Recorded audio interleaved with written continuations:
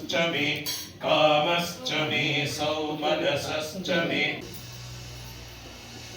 भकाय त्रिपुरान्तकाय त्रिकालाग्निकालाय कालादेभ्य कर्मारेभ्यश्च स्वाय च वामनाय च नमो बृहत् स्नापयामि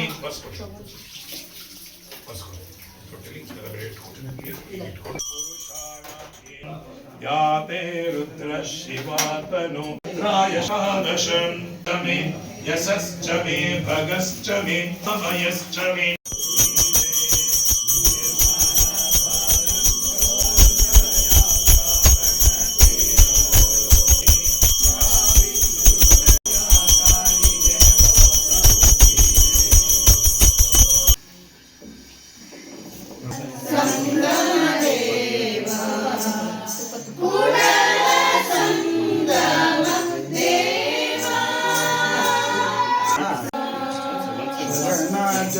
ಜನರಸದೋ ಹೃದಯ ನಳಿನ ಧೂಳು ಪರಿಶೋಭಿಸುತ್ತಾನಿರುವುದು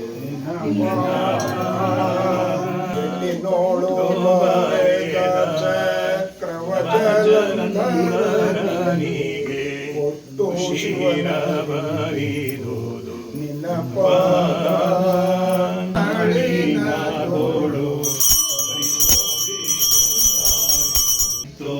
ನಿನಾಪಾದ ನಗಜಾನಿ ಮೂಲಿಯವಾಗಿ ಮುಂದೆ ಕಂದರ್ಪ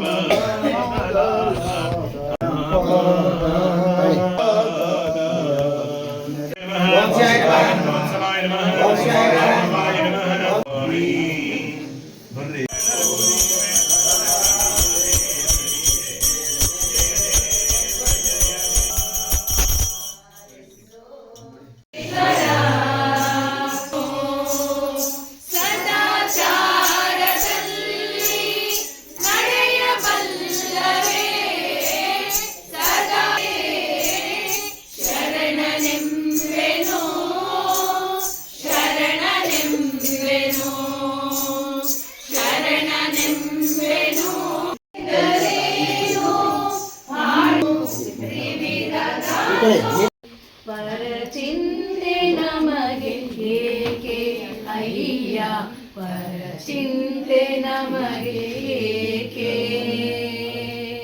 ನಮ್ಮ ಚಿಂತೆ ನಮಗೆ ಸಾಲದೆ ನಮ್ಮ ಚಿಂತೆ ನಮಗೆ ಸಾಲದೆ ಕೂಡಲ ಸಂಗಯ್ಯ ಒಲಿದಾನವಲ್ಲನೋ ಕೂಡಲ ಸಂಗಯ್ಯ ಒಲಿದಾನವಲ್ಲನೋ ಪರಚಿಂತೆ ನಮಗೆ ಏಕೆ ಅಯ್ಯ ಪರಚಿಂತೆ ನಮಗೆ ಏಕೆ. ಸಚ್ಚಿದಾನಂದ ರೂಪಾಯ ಶಿವಾಯ ಬ್ರಹ್ಮಣೇ ನಮಃ. ಅವರ ತಂದೆಯವರು ಆಗಿನ ಕಾಲಕ್ಕೇನೆ ದಾರಿ ಹೋಗೋರಿಗೆ ಒಂದು ಸುವ್ಯವಸ್ಥಿತವಾದಂತಹ ಕಲ್ಲು ಮಂಟಪನ ಕಟ್ಟಿಸಿ ಗೋಡೆಗಳ ಸಹಿತ ಮತ್ತು ಅದರಲ್ಲಿ ಒಂದು ಭಾಗ ಅಡುಗೆ ಮಾಡ್ಕೊಳ್ಳೋದಕ್ಕೂ ವ್ಯವಸ್ಥೆ ಮಾಡಿ ಒಂದು ಕಲ್ಲು ಮಂಟಪನ ಕಟ್ಟಿಸಿದ್ರು.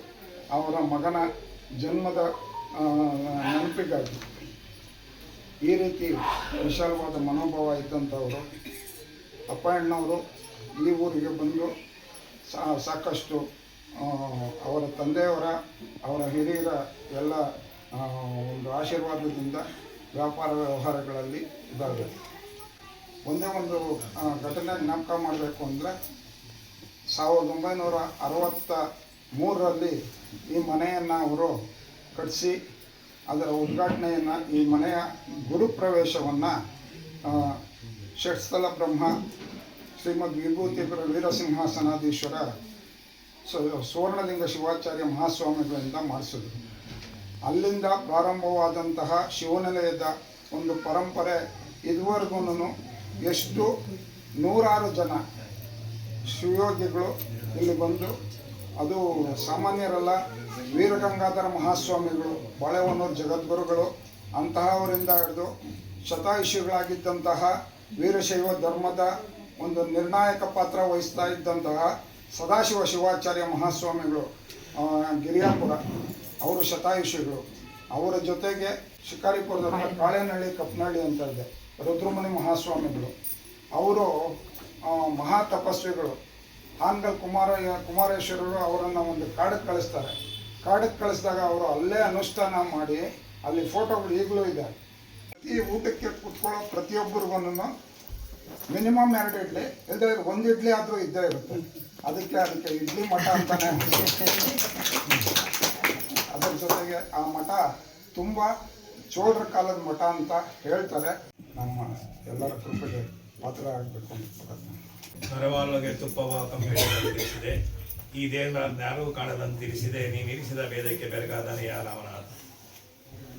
ಪ್ರಥಮದಲ್ಲಿ ನಾರಾಧ್ಯ ಗುರುದೇವರನ್ನ ಮನದಲ್ಲಿ ಸ್ಮರಿಸಿಕೊಂಡು ನಾನು ಹೇಳಿದಿಷ್ಟೇ, ಯಾರು ಶರೀರದ ಮೇಲೆ ಲಿಂಗವನ್ನು ಕಟ್ತೀರಿ ನೀವೆಲ್ಲ ಲಿಂಗವಂತರೆ. ನೀವು ಲಿಂಗಾಯತನ ತಿಳ್ಕೊಳ್ಳಿ, ವೀರಶೈವನ ತಿಳ್ಕೊಳ್ಳಿ. ಶಿವಕುಮಾರ ಸ್ವಾಮಿಗಳು ಹೇಳ್ತಿದ್ರು 2 ಒಂದೇ. ಹಳ್ಳಿಗಳ ಕಡೆ ವೀರಶೈವರು ಅಂತಿದ್ರು, ಸಿಟಿ ಕಡೆ ಲಿಂಗಾಯತರು ಅಂತ ಹೇಳುತ್ತೆ. ಹಾಗಾಗಿ ನಮ್ಮಲ್ಲಿ ಯಾವುದೇ ಥರವಾದ ಭೇದ ಭಾವಗಳಿಗೆ ನೀವು ಯಾವತ್ತೂ ಮನ್ನಣೆ ಕೊಡಬೇಡಿ. ಇದೊಂದು ತಿಳ್ಕೊಳ್ಳಿ, ನಮ್ಮ ಒಳಪಂಗಡಗಳಿಗೂ ಮನ್ನಣೆ ಕೊಡಬೇಡಿ. ನಮ್ಮ ಮನೆ ಒಳಗಡೆ ನಮ್ಮ ದೇವ್ರ ಮನೆ ಒಳಗಡೆ ನಮ್ಮ ಆಚಾರವನ್ನು ನಾವು ಇಟ್ಕೊಳ್ಳೋಣ. ನಮ್ಮ ಸಮಾಜ ಅಂತ ಬಂದಾಗ ಯಾರು ಎದೆ ಮೇಲೆ ಶರೀರವನ್ನು ಲಿಂಗ ಕಟ್ಟಿದ್ದಾರೆ ನಾವೆಲ್ಲ ಲಿಂಗವಂತ ಸಮಾಜ ಅಂತ ತಿಳ್ಕೊಳ್ಳುವಂಥದ್ದು ಮಾತ್ರ ನಾವು ಇದನ್ನು ಸ್ವೀಕಾರ ಮಾಡೋದಿಲ್ಲ ಅಂತ ಹೇಳ್ತೀವಿ. ಯಾರು ಎದೆ ಮೇಲೆ ಲಿಂಗ ಕಟ್ತಾರೆ ಅವ್ರಿಗೆ ಬೇರೆ ದೇವರ ಅವಶ್ಯಕತೆ ಇಲ್ಲ ಅಂತ. ಆದರೆ ನಮ್ಮ ಮನೆ ದೇವ್ರು ಇರೋ ಹತ್ರ ನಾನು ಹೋಗ್ಬೇಕು ಅಂತಾರೆ, ನಮ್ಮ ಮನೆ ದೇವ್ರು ಮನಸ್ಸಿದ್ದ ಹೋಗ್ಬೇಕು ಅಂತಾರೆ. ನಾವು ಹೋಗ್ಬೇಡಿ ಅಂತ ಹೇಳೋದಿಲ್ಲ. ನೀವು ಮೊದಲು ಲಿಂಗಪ್ಪನ ಪೂಜೆ ಮಾಡಿ, ಮೊದಲು ನಿಮ್ಮ ಅಪ್ಪ ಅಮ್ಮನಿಗೆ ಊಟ ಹಾಕಿ, ಆಮೇಲೆ ನೀವು ದಾನ ಧರ್ಮ ಬೇರೆ ಮಕ್ಕಳಿಗೆ ಊಟ ಹಾಕಿ. ಮೊದಲು ಇದನ್ನು ನಾವು ಮಾಡಬೇಕು. ಇದನ್ನು ನಾವು ಕಲಿಸುವಂಥ ನಮ್ಮ ಮಕ್ಕಳಿಗೆ ಪ್ರಯತ್ನವನ್ನು ಮಾಡುವಂಥ ವ್ಯವಸ್ಥೆನ ಮಾಡಿದಾಗ ಮಾತ್ರ ನಮ್ಮ ಸಮಾಜ ಉದ್ಧಾರ ಆಗ್ಲಿಕ್ಕೆ ಸಾಧ್ಯ. ಸೊ ಹಂಗೆ ಇವತ್ತು ಆ ಸಂಸ್ಕಾರ ನಮ್ಮೆಲ್ಲಿ ಬೆಳೆಯೋದಕ್ಕೋಸ್ಕರವಾಗಿ ಇವತ್ತು ಈ ಮಠಗಳು ಮತ್ತು ಈ ಶಿಷ್ಯರಿಂದ ಇವತ್ತು ಈ ಬಳಗಗಳು, ಈ ವಚನ ಸಾಹಿತಿಗಳು, ಪಾಗೋಳು ಕಟ್ಟೆಯವರು ಇಲ್ಲ ಅಂದಿದ್ರೆ ನಮ್ಮ ವಚನ ಸಾಹಿತ್ಯನೇ ನಮ್ಗೆ ಸಿಗ್ತಿಲ್ಲ. ಇವತ್ತು ಏನೇನು ಆಗ್ತಿತ್ತೋ ಗೊತ್ತಿಲ್ಲ. ಇವತ್ತು ಬಸವಣ್ಣನ ಯಾರು ನೆನ್ಸ್ಕೊತಾನೆ ಇಲ್ಲ. ಇವತ್ತು ಮೋದಿ ಬಸವಣ್ಣ ನೆನ್ಸ್ಕೊಂಡು ಮೋದಿ ಹೇಳೋದಕ್ಕೋಸ್ಕರ ಇವತ್ತು ಬಸವಣ್ಣ ಎಲ್ಲ ಕಡೆ ಓಡಾಡ್ತಿದ್ದಾರೆ ಅಲ್ವಾ? ಸೊ ಹಾಗೆ ನಮ್ಮ ಜನರಿಗೆ ತಿಳಿಯುವಂಥ ಕೆಲಸವನ್ನು ಮಾಡುವಂಥ ಕೆಲಸಗಳು. ಹಾಗಾಗಿ ಈ ತಿಳಿಯುವಂಥ ಕೆಲಸದಲ್ಲಿ ಮಧ್ಯದಲ್ಲಿ ಒಂದ್ಸಾರಿ ಹಿಂಗೆ ವ್ಯವಸ್ಥೆ ಬದಲಾವಣೆ ಆದಾಗ ನೀವೆಲ್ಲರಿಗೂ ತಿಳಿಸಿ ಹೇಳುವಂಥ ಕೆಲಸವನ್ನು ಮಾಡಬೇಕಾಗ್ತದೆ. ತಿಳ್ಕೊಂಡವರು ನಮ್ಮ ಧರ್ಮದ ಬಗ್ಗೆ ಹೆಚ್ಚಿನ ಒತ್ತಡ ಕೊಡುವಂಥದ್ದು, ನಮ್ಮ ಸಂಸ್ಕಾರದ ಬಗ್ಗೆ. ನಮ್ಮ ಸಂಸ್ಕಾರ ಬಹಳ ಅದ್ಭುತವಾಗಿದೆ. ಎಷ್ಟು ಸಂಸ್ಕಾರ, ನಾವೇನು ಗಂಟೆ ಪೂಜೆ ಮಾಡೋದು. ಮನುಷ್ಯನಿಗೆ 2 ರಂಗ, ಒಂದು ಅಂತರಂಗ, ಬಹಿರಂಗ. ಬಹಿರಂಗಕ್ಕೆಲ್ಲ ಚೆನ್ನಾಗಿ ಶುದ್ಧವಾಗಿ ಇಟ್ಕೋತೀವಿ, ಚೆನ್ನಾಗಿ ಇಟ್ಕೋತೀವಿ, ಬಟ್ಟೆ ಇಟ್ಕೋತೀವಿ, ಆರೋಗ್ಯವಿರ್ತೀವಿ. ಆದ್ರೆ ಅಂತರಂಗ ಶುದ್ಧಿ ಬೇಕಾಗಿರುವಂಥದ್ದು ಇಷ್ಟಲಿಂಗದ ಮುಖಾಂತರವಾಗಿ ಪರಮಾತ್ಮನ ಕಾಣುವಂಥ ವ್ಯವಸ್ಥೆ, ಅದೆಲ್ಲ ತಮಗೆ ಗೊತ್ತಿರುವಂಥದ್ದು. ಅದನ್ನು ನಮ್ಮ ಮಕ್ಕಳಿಗೆ ತಿಳಿಸಿ ಹೇಳಿಸುವಂಥ ಕೆಲಸವನ್ನು ನಾವು ಮಾಡಬೇಕಾಗ್ತದೆ. ಆ ಸಂಸ್ಕಾರವನ್ನು ನಾವೆಲ್ಲರೂ ಕೂಡ ಗುರುಗಳಾದವರು, ತಂದೆ ತಾಯಿಗಳಾದವರು ಆ ಮಕ್ಕಳಿಗೆ ಕೊಟ್ಟು ಆ ಸಂಸ್ಕಾರವಂತರಾಗಿ ಮಾಡುವಂಥ ಕೆಲಸವನ್ನು ನಾವು ಮಾಡಿದ್ರೆ ನಿಜವಾಗ್ಲೂ ನಮ್ಮ ಧರ್ಮ ಉಳಿಲಿಕ್ಕೆ ಸಾಧ್ಯ ಆಗ್ತದೆ. ನಾನು ಫಸ್ಟ್ ಬಸ್ ಸ್ಟ್ಯಾಂಡಲ್ಲಿ ನಿಂತ್ಕೋತಿರ್ಲಿಲ್ಲ. ಸ್ವಾಮಿಗಳೇನಪ್ಪ ಬಸ್ ಸ್ಟ್ಯಾಂಡಲ್ಲಿ ನಿಂತಾರೆ ಅಂತ. 1 ದಿವಸ ನಾಚಿಕೆ ಆಯಿತು, 2 ದಿವಸ ನಾಚಿಕೆ ಆಯಿತು. ಆಮೇಲೆ 1 ವಾರ ಆದ್ಮೇಲೆ ನಾನೇ ಶುರು ಮಾಡಿದೆ. ಬಸ್ಸಲ್ಲಿ ನಿಂತ್ಕೊಂಡು ಒಳಗೆ ಶುರು ಮಾಡಿದೆ. ಸ್ಟಾರ್ಟಿಂಗ್ ಒಂದು ಕೈಲಿ ಮಡಿ ಬ್ಯಾಗು, ಪಾದರಕ್ಷೆನೂ ಹಾಕೋತಿರ್ಲಿಲ್ಲ. ಪಾದರಕ್ಷೆ ಯಾಕೆ ಹಾಕೋತಿರ್ಲಿಲ್ಲ ಅಂದ್ರೆ ನಮ್ಮ ಕಷ್ಟದಲ್ಲಿ ಬಂಡೆ ಮಾಡಿ ಸ್ವಾಮೀಜಿಯವರೊಬ್ರು ಇದ್ರು. ಅವ್ರು ಪಾದರಕ್ಷೆ ಹಾಕೊಂಡು ಬಸ್ಸಲ್ಲಿ ಓಡಾಡ್ತಿದ್ರು. ಆ ಬಿನ್ನಿ ಮೇಲಿಗೆ ಬಂದಾಗ, ಗೋಡದ ಮಟ್ಟಿಗೆ ಬಂದಾಗ ಅಲ್ಲಿ ಒಂದು ಬಸ್ ಬರುತ್ತೆ ಅವ್ರದ್ದು. ಅವ್ರ ಸಂಬಂಧ ಅವ್ರ ಶಿಷ್ಯದ ಒಂದು ಬಸ್ ಬರ್ತಿತ್ತು ಬೆಳಗ್ಗೆ ಜಾವ. ಇದು ಕಿಸಾನ್ ಮೋಟರ್ಸ್ ಅಂತ ಚಾಮರಾಜಪೇಟೆ ಇರೋದು. ಆ ಬಸ್ ಹತ್ತಿದ್ದಾರೆ, ರಶ್ ಇತ್ತಂತೆ. ಪಾದರಕ್ಷೆ ಹಾಕಿದ್ರೆ ಪಕ್ಕದಲ್ಲಿ ಯಾರೋ ಎಪ್ಪಕ್ಕೆ ನಿಂತಿದ್ದಂತೆ ತುಳುಗುಡಿದ್ದಾರೆ. ಅವ್ನು ಕಿಚ್ಕೊಂಡು ತಳ್ಬಿಟ್ಟ ನಾವು ಸ್ವಾಮಿ. ಅವ್ರು ಬಿದ್ದೋಗ್ಬಿಡ್ತೀವಿ, ಹೊಡ್ತೀವಿ. ಎಷ್ಟಾವ್ರು ಜನ ಆಗಿದ್ರು ನಮ್ಗೆ ಏನು ಅನ್ಸಲ್ಲ. ಯಾಕೆಂದ್ರೆ ಅದು ಮೊದಲೇ ಸರ್ ನಂಗೆ ಅನ್ಸುತ್ತೆ ಅಲ್ವಾ? ನಾವು ನೀರು ಮುಟ್ಬೇಕಾದ್ರೆ ಏನ್ ಮಾಡ್ತದೆ, ಸಿಡಿ ಇರ್ತದೆ. ನಾವು ಮುಟ್ಟಾಗ ಇವು ಕೊರಿತಾ ಇದೆಯಲ್ಲಪ್ಪ, ನೀರು ಮುಳುಗ್ಬಿಟ್ಟ ಮೇಲೆ ಏನಾಗಲ್ಲ. ಒಂದ್ಸಾರಿ ಮುಳುಗೋರು ಅಟ್ಟೆ ಕಷ್ಟ. ಮುಳುಗಿದ್ಮೇಲೆ ನಾವು ಚೆನ್ನಾಗಿ ಸ್ನಾನ ಮಾಡ್ತೀವಿ, ಬದ್ರಿನಾಥರು ಮಾಡ್ತೀವಿ, ಕೇದಾರನಾಥರು ಮಾಡ್ತೀವಿ, ಎಲ್ಲ ಕಡೆ ಮಾಡ್ತೀವಿ. ಹಂಗೆ ನಮ್ಮ ಬದುಕು ಅಷ್ಟೇ. ಕೇವಲ ಹುಟ್ಟು ಉಚಿತ, ಸಾವು ಖಚಿತ. ಇವತ್ತು ನಾವು ಯಾಕೆ ಅವ್ರನ್ನ ಸ್ಮರಣೆ ಮಾಡ್ತಿದ್ದೀವಿ ಅಂತಂದ್ರೆ ಅವ್ರು ಮಾಡಿರುವಂಥ ಕೆಲಸಗಳು. ಹಾಗೆ ಇವತ್ತು ಒಬ್ಬೊಬ್ಬರು ಅವ್ರು ಮಾಡಿದಂಥ ಕೆಲಸಗಳು, ಅವ್ರು ಮಾಡಿದಂಥ ಒಂದು ಒಳ್ಳೆಯ ಸತ್ಕಾರ್ಯಗಳು ಇವತ್ತು ನಾವು ಸ್ಮರಣೆ ಮಾಡುವಂಥದ್ದು. ಎಲ್ಲರೂ ಸ್ಮರಣೆ ಮಾಡ್ತೀವಿ ನಾವು? ಸ್ಮರಣೆ ಮಾಡೋಕ್ಕಾಗತ್ತಾ? ಎಲ್ಲರೂ ಸ್ಮರಣೆ ಮಾಡೋಕ್ಕಾಗಲ್ಲ. ಯಾವುದೇ ಮಠಗಳಿದ್ರು ಕೂಡ ವಿಸಿಟ್ ಮಾಡಿ, ನಿಮ್ಮ ಕೈಲಾದ ಧನ ಸಹಾಯ ಮಾಡಿ, ಸೇವೆ ಮಾಡಿ, ಪ್ರಸಾದ ಸ್ವೀಕಾರ ಮಾಡಿ, ಸಂಸ್ಕಾರ ಪಡೀರಿ, ಗದ್ಗೆಗೆ ನಮಸ್ಕಾರ ಹಾಕಿ. ಅದಕ್ಕಿಂತ ದೊಡ್ಡ ದೇವಸ್ಥಾನ ಬೇರೆ ಯಾವುದೂ ಇಲ್ಲ. ಅಂಥದ್ದನ್ನು ನೀವೆಲ್ಲರಿಗೂ ರೂಢಿ ಮಾಡ್ಕೊಳ್ಳೋಂಥ ಕೆಲಸ ನೀವು ಮಾಡಿದ್ದೀರಿ ಅಂತೇಳಿ ಭಾವನೆಯನ್ನು ವ್ಯಕ್ತ ಮಾಡಿ, ನಿಮಗೆಲ್ಲ ದಯಾಮಯದವರು ಒಳ್ಳೆಯದು ಆರೋಗ್ಯ ಕೊಡಲಿ, ಐಶ್ವರ್ಯ ಕೊಟ್ಟು ಒಳ್ಳೆಯ ಸಂಸ್ಕಾರವನ್ನು ಕೊಟ್ಟಿರೋದು ತುಂಬ ಆನಂದ ಅಂತೇಳಿ ನಾನು ಭಾವಿಸಿ ನಿಮಗೆಲ್ಲರಿಗೂ ಶರಣ ಆಗ್ತೀವಿ.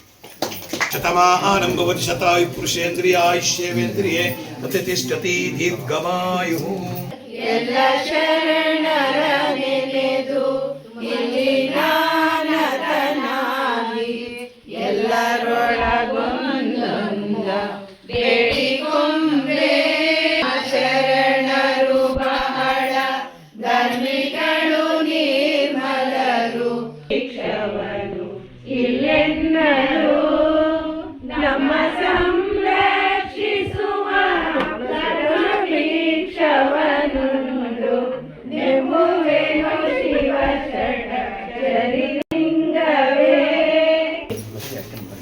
ಮುಸ್ಲಿಂ ಬಳಗದ ಅಧ್ಯಕ್ಷರು ಪತಿಯವರು.